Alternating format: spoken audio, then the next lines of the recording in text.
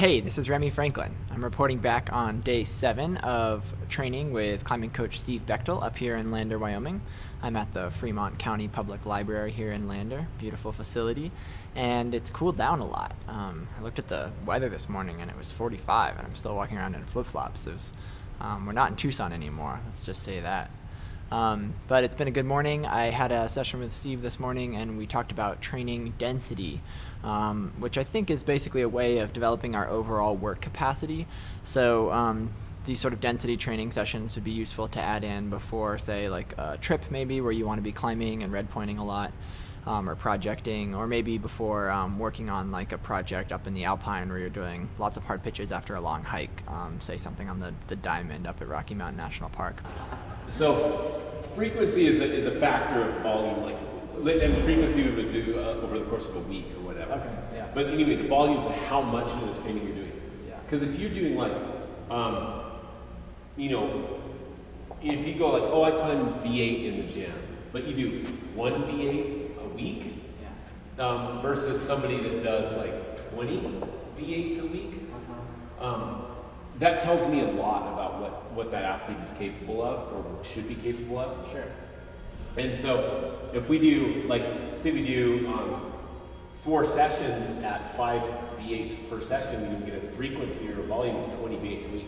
That's really good. And so we can change different things by manipulating volume or intensity. But then when we talk about density, is the volume per unit of time.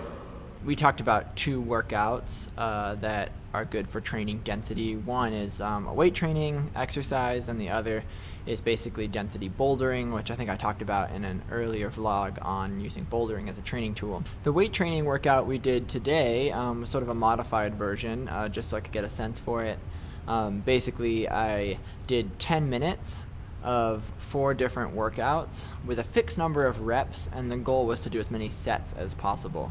And so those 4 workouts were pull-ups, and then I was doing a rack squat, and then a bench press, and then a deadlift.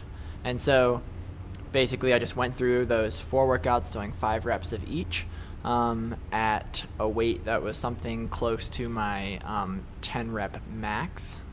And probably went a little bit light today, and I also just did it for 10 minutes, but I still worked. It was really hard.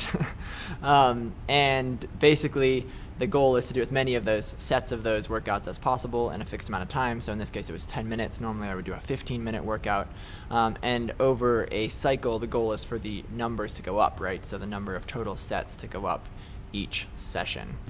So instead of having the number of sets fixed, we keep the load somewhat fixed. Sets are flexible, but time is fixed. For an entire cycle, we use the same loads, same number of reps, but you're trying to fit more of it into the 15 minutes, more of that total capacity. So that's one option for density training.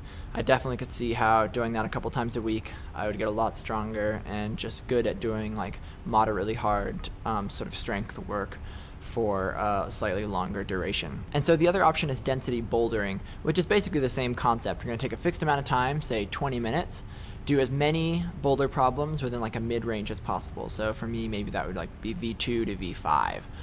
Things I can definitely on-site, and I can do a lot of them back-to-back.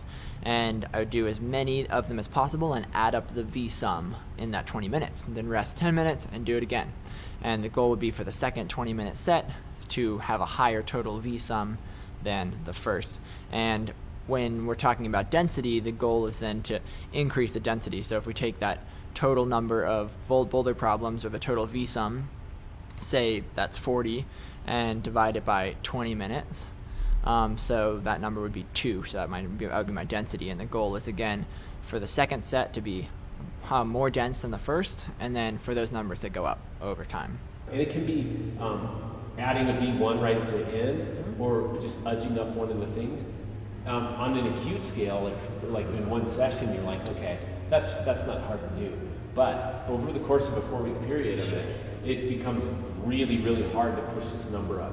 And what's cool is I know that there's randomness to the V grade, but over time, if you look at like starting point, your starting number, and then say we do 8 sessions in the cycle, and your ending number, I can go back the next year and go like, oh yeah, well I've improved at this stuff because like you do 4x4s, and you're just like, okay, I'm trash, that's good, I think it's working. Yeah. But if we see those numbers improve, yeah, and so it makes it pretty easy to take those numbers forward.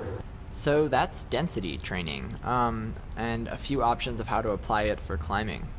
This weekend we were going to head up to the Wind River Range, but turns out it's snowing up there, so we're going to shoot for Fremont Canyon instead. It's supposed to be a nice granite climbing area a couple hours from here that I hadn't really heard about before this trip.